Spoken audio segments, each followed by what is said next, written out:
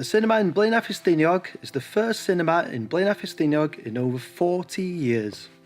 It's based here in the old police station, and the auditorium you can see the cells.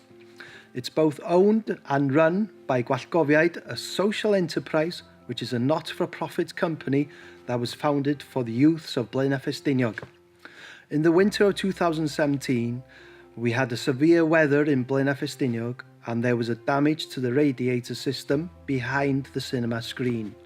Unfortunately, it went undetected for a while, and there was damage to the cinema equipment. We battled this out with the insurance company for over a year, and they have rejected the claims. We cannot proceed with the cinema without your help.